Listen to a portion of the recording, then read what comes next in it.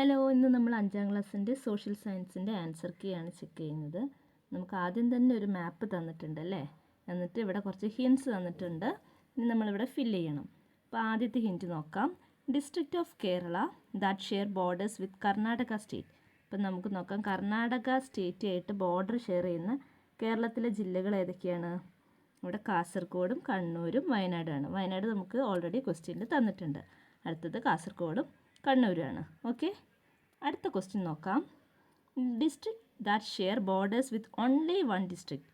അത് കാസർഗോഡുണ്ട്. പിന്നെ ഏതാ ഒരു ജില്ലയായിട്ട് മാത്രം ബോർഡർ ഷെയർ ചെയ്യുന്ന മറ്റ് ജില്ലകളുടെ പേരെഴുതാൻ വേണ്ടിയിട്ടാണ് പറഞ്ഞത്. ഒന്ന് കാസർഗോഡ് അല്ലേ, ഇവിടെ നോക്കൂ, കാസർഗോഡ് ഇവിടെ കണ്ണൂരായിട്ട് മാത്രമേ ബോർഡർ ഉള്ളൂ അല്ലേ. ഇവിടെ വേറെ ചുറ്റിലും വേറെ ഒരു ഡിസ്ട്രിക്റ്റും ഇല്ല അല്ലേ, അതായത് കേരളത്തിൻ്റെ ഡിസ്ട്രിക്റ്റ്. അതുപോലത്തെ മറ്റൊരെണ്ണം ഏതാ? തിരുവനന്തപുരം. നോക്കൂ, ഇവിടെ തിരുവനന്തപുരം കൊല്ലമായിട്ട് മാത്രമേ ബോർഡർ ഷെയർ ചെയ്യുന്നുള്ളൂ അല്ലേ. യെസ്. അടുത്ത ക്വസ്റ്റ്യൻ നോക്കാം. District that share borders with the most numbers of district. അപ്പോൾ ഒരുപാട് ജില്ലകളായിട്ട് ബോർഡർ ഷെയർ ചെയ്യുന്ന ജില്ലകൾ ഏതൊക്കെയാണെന്നാണ് ചോദിച്ചത്. ഒന്ന് മലപ്പുറം ഉണ്ട് അല്ലേ. മലപ്പുറം എത്ര ഡിസ്ട്രിക്റ്റായിട്ട് ഷെയർ ചെയ്യുന്നുണ്ട്? ബോർഡർ ഷെയർ ചെയ്യുന്നുണ്ട് ഇവിടെ മലപ്പുറം. യെസ്, ഇതാണ് മലപ്പുറം. അപ്പോൾ കോഴിക്കോടായിട്ടുണ്ട്, വയനാടായിട്ടുണ്ട്, തൃശ്ശൂരായിട്ടും പാലക്കാടായിട്ടും. അപ്പോൾ 4 ജില്ലകളായിട്ട് ബോർഡർ ഷെയർ ചെയ്യുന്നുണ്ട്. അതുപോലെയുള്ള മറ്റ് ജില്ലകൾ നമുക്ക് കണ്ടുപിടിക്കാം. ഒരെണ്ണതാ കോട്ടയം അല്ലേ. കോട്ടയം ആരൊക്കെയായിട്ട് ബോർഡർ ഷെയർ ചെയ്യുന്നുണ്ട്? എറണാകുളമായിട്ട്, ഇടുക്കിയായിട്ട്, പത്തനംതിട്ടയായിട്ട്, ആലപ്പുഴയായിട്ട്. 4 ജില്ലകളായിട്ട് ബോർഡർ ഷെയർ ചെയ്യുന്നുണ്ട് അല്ലേ. അടുത്ത് നോക്കൂ, എറണാകുളം നോക്കൂ. ഇത് എറണാകുളം ആരൊക്കെയായിട്ട് ഷെയർ ചെയ്യുന്നുണ്ട്?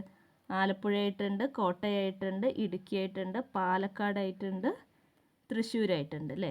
അപ്പോൾ 5 ജില്ലകളായിട്ട് ബോർഡർ ഷെയർ ചെയ്യുന്നുണ്ട്. അപ്പോൾ അതിൻ്റെ ആൻസർ ഏതൊക്കെയാണ്?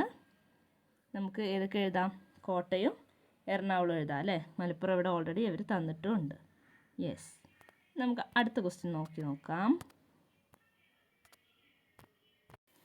Right a note explaining the features of earth's atmosphere. അപ്പം നമ്മുടെ ഭൂമിയുടെ അറ്റ്മോസ്ഫിയറിനെ കുറിച്ചൊരു നോട്ട് എഴുതാൻ വേണ്ടിയിട്ടാണ് അല്ലേ. അതിൻ്റെ ഫീച്ചേഴ്സൊക്കെ എക്സ്പ്ലെയിൻ ചെയ്യണം. അപ്പം നമുക്കറിയാം അത് എന്താണ്, ലെയേഴ്സ് ആയിട്ടാണ് കാണപ്പെടുന്നത് അല്ലേ. ട്രോപ്പോസ്ഫിയർ ഉണ്ട്, സ്ട്രാറ്റോസ്ഫിയർ ഉണ്ട്, മിസോസ്ഫിയർ ഉണ്ട്, തെർമോസ്ഫിയർ, എക്സോസ്ഫിയർ ഉണ്ട്. പിന്നെ അവിടുത്തെ ലെയേഴ്സ് ഓഫ് ഗ്യാസ് മിക്സ്ചേഴ്സ് എന്തൊക്കെയാണ്? ഓക്സിജനും നൈട്രജനൊക്കെ മിക്സ് ചെയ്തിട്ട് കിടക്കുന്നുണ്ട്. അതുപോലെ തന്നെ അവിടുത്തെ മറ്റ് ഗ്യാസസ് പറയാം നമുക്ക്. പിന്നെ ടെമ്പറേച്ചറൊക്കെ അവിടെ ഇൻക്ലൂഡ് ചെയ്യിക്കുക അല്ലേ. യെസ്, അതൊക്കെ നിങ്ങൾ ചെയ്തിട്ടുണ്ടാവും എന്ന് വിചാരിക്കുന്നു. അടുത്ത ക്വസ്റ്റ്യൻ നോക്കാം. The earth appears blue in the images captured from space because. അപ്പം നമ്മൾ മുകളിൽ നിന്ന് സ്പേസിൽ നിന്ന് ഫോട്ടോഗ്രാഫ്സ് എടുക്കുമ്പോൾ നമ്മുടെ എർത്ത് എങ്ങനെ കാണുന്ന പറയുന്നത്? ബ്ലൂ ഇൻ ദ ഇമേജ് അല്ലേ, ബ്ലൂ കളറായിട്ട്. അതിൻ്റെ റീസൺ എന്താ? Most of the earth surface is filled with water അല്ലേ. നമ്മളെ എർത്ത് സർഫേസ് അധികം 4/3 ഭാഗവും വെള്ളമാണെന്ന് നമ്മൾ കേട്ടിട്ടുണ്ട് അല്ലേ. അതുകൊണ്ടാണ് അങ്ങനെ ബ്ലൂ കളറിൽ കിട്ടുന്നത്. ഓക്കെ, നമ്മൾ സ്പേസിൽ നിന്ന് പിക്ചർ എടുക്കുമ്പോൾ ബ്ലൂ കളറായിട്ട് കാണുന്നത്. ആക്ടിവിറ്റി 3 നോക്കാം. Name 2 agencies that we approach when there are instances of disputes and conflicts in society. അപ്പം നമുക്ക് എവിടെ ചെല്ലാം? 2 ഏജൻസിയുടെ പേര് പറയാനല്ലേ. നമ്മുടെ നാട്ടിൽ എന്തെങ്കിലും പ്രശ്നങ്ങൾ, കോൺഫ്ലിക്ട്സ് ഒക്കെ ഉണ്ടായിട്ടുണ്ടെങ്കിൽ നമുക്ക് ഒന്ന് പോലീസിൽ പരാതി നൽകാം, മറ്റൊന്ന് നമുക്ക് കോർട്ട് അല്ലേ. യെസ്. ഓക്കെ, ഇനി ബി ക്വസ്റ്റ്യൻ നോക്കാം. ഇവിടെ ഇത് ഫില്ല് ചെയ്യാനാണ് അല്ലേ. Yes. Complete the diagram representing the hierarchy of courts functioning in our country. അപ്പോൾ നമുക്ക് ആദ്യം തന്നെ സുപ്രീം കോർട്ട് തന്നിട്ടുണ്ട്. സുപ്രീം കോർട്ടിൻ്റെ താഴെ ഹൈക്കോർട്ട് വരും, അതിൻ്റെ താഴെ ഡിസ്ട്രിക്ട് കോർട്ട് വരും, അതിൻ്റെ താഴെ സെഷൻ കോർട്ട് വരും അല്ലേ. യെസ്. അപ്പോൾ അത്രയും കാര്യങ്ങളാണ് ഇവിടെ. 4ാമത്തെ ആക്ടിവിറ്റി നോക്കാം. Who are the beneficiaries of the welfare pensions. അപ്പോൾ വെൽഫെയർ പെൻഷൻ കിട്ടുന്ന ഈ കൂട്ടത്തിൽ ആരാണെന്നാണ് ചോദിച്ചിട്ടുള്ളത്. അപ്പോൾ ഈ കൂട്ടത്തിൽ വിഡോസ് ആണല്ലേ. യെസ്, വിധവകൾക്കാണ് കേട്ടോ. അടുത്ത ക്വസ്റ്റ്യൻ നോക്കാം. നമുക്ക് ഇത് വളരെ ഇമ്പോർട്ടൻ്റ് ആയിരുന്നു. ഇങ്ങനെ നമുക്ക് കുറച്ച് സ്കീം തന്നിട്ടുണ്ട്, പിന്നെ അതിൻ്റെ ഹിൻസ് ഇവിടെ തന്നിട്ടുണ്ട്. ഇവിടെ ഞാൻ ഓൾറെഡി കംപ്ലീറ്റ് ചെയ്തിട്ടുണ്ട് കേട്ടോ. ആദ്യത്തേത് ലൈഫ് മിഷനാണ്. Complete housing scheme designed and implemented by the central and state governments. അതേതാണ്? ലൈഫ് മിഷൻ ആണല്ലേ. യെസ്, ലൈഫ് എന്ന് എഴുതിയിട്ടുണ്ടേ. ഇനി അടുത്തത് നോക്കാം.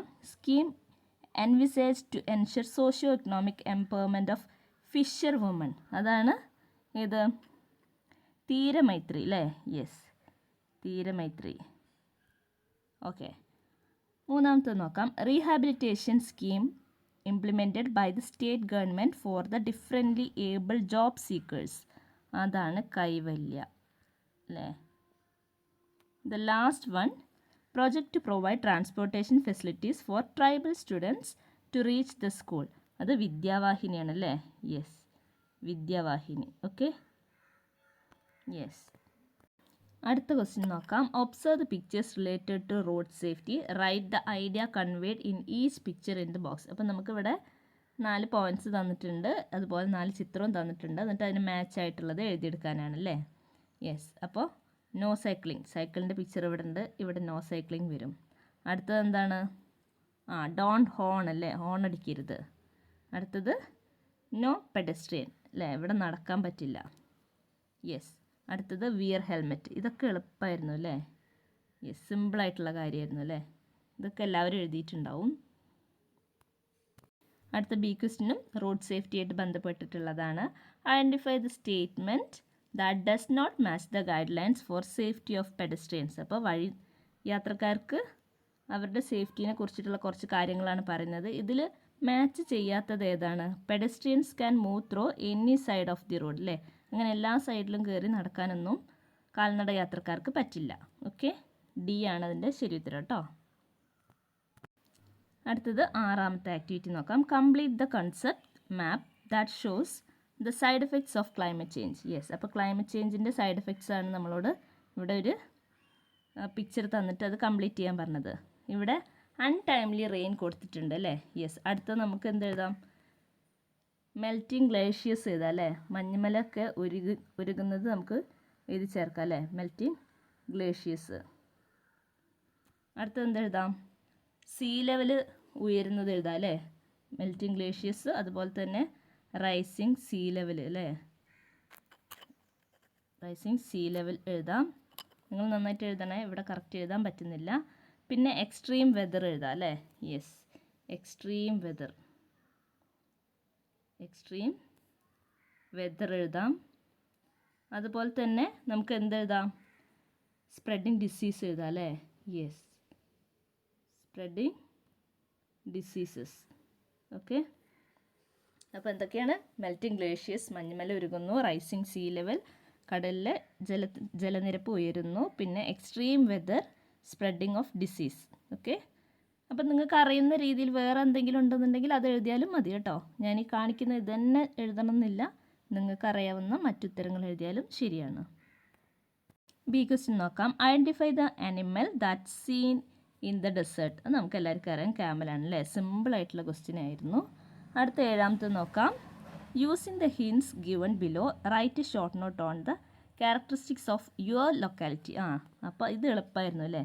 നിങ്ങളുടെ ലൊക്കാലിറ്റിയെ കുറിച്ച് എഴുതാൻ വേണ്ടിയിട്ടാണ് പറഞ്ഞത്. നിങ്ങളുടെ നാട്ടിലെ ഫുഡ് ഹാബിറ്റ്സ്, ടോപ്പോഗ്രഫി, കുന്നും മലകളൊക്കെ ഉണ്ടെങ്കിൽ എഴുതാം നിങ്ങൾക്ക്. അതുപോലെ തന്നെ നിങ്ങളുടെ നാട്ടിലെ സെലിബ്രേഷൻസ്, മെത്തേഡ്സ് ഓഫ് ഫാമിങ് അല്ലേ? കുറച്ച് കൃഷിയൊക്കെ ഉണ്ടെന്നുണ്ടെങ്കിൽ അതിനെക്കുറിച്ച് എഴുതാം. ഇല്ലെങ്കിൽ അത് ഒഴിവാക്കിയിട്ട് ബാക്കി കാര്യങ്ങളൊക്കെ എഴുതാം. ഓക്കെ, അപ്പോൾ അതും സിമ്പിളായിരുന്നു. ആൻഡ് ലാസ്റ്റ് ക്വസ്റ്റ്യനും വളരെ സിമ്പിളായിരുന്നു. What is the name of the competition that held in the flood fields in Peelis village. Yes, അപ്പം ഇത്രയും ആക്ടിവിറ്റീസ് ആണുള്ളത്. എല്ലാവർക്കും നല്ല എളുപ്പമായിരുന്നു എന്ന് തോന്നുന്നു. വളരെ സിമ്പിളായിട്ടുള്ളൊരു എക്സാം ആയിരുന്നു അല്ലേ സോഷ്യൽ സയൻസിൻ്റെത്. അപ്പോൾ എല്ലാവർക്കും നല്ല മാർക്ക് സ്കോർ ചെയ്യാൻ പറ്റിയിട്ടുണ്ടാവും. അപ്പോൾ അടുത്ത എക്സാമൊക്കെ നന്നായിട്ട് പ്രിപ്പയർ ചെയ്യുക. Okay, all the very best.